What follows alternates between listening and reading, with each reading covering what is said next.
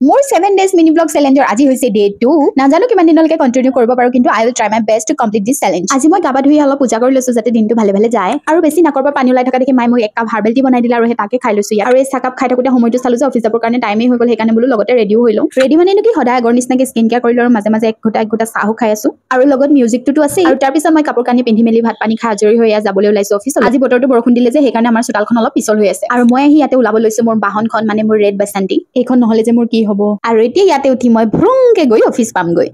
One eternity later. আৰু অফিসৰ পৰা আহি মই সোমাই আছো কিচেনত আৰু মোৰ লগত আছে আমাৰ মা আৰু আমাৰ মৰমৰ জেনু যেহেতু অফিস লাঞ্চ টাইমত একোৱে খোৱা নহল আজি ইমান জোৰত ভোক লাগিছে সেইকাৰণে আহি লগালগ বুলো খাবলৈ কিবা এটা বনাই লওঁ আৰু আহি পাকঘৰত ইটো হিটো বিচাৰি থাকোতে দেখিলো ভাত কেইটামান আছে সবজি নাছিল সেইকাৰণে মই বুলো ভাত কেইটা দি ফ্ৰাইড ৰাইচ বনাই খাওঁ আৰু মোৰ খানা ৰেডি হৈ গল আৰু ইয়া প্লেটত এগালমান লৈ লৈছো মই নিজৰ কাৰণে আৰু লগতে ভাইটি আৰু আমাৰ অকমানি জেনুকো দিছো খাবলৈ নিজৰ ভাগটো মই উঠাই লৈ আহি গলো মোৰ ৰুমত মই মানে কাহিনী শুনি খাবলৈ আহিছো this is the best time of the day আজিলৈ মানে নেক্সট ভিডিঅ'ত পুনৰ লগ পাম।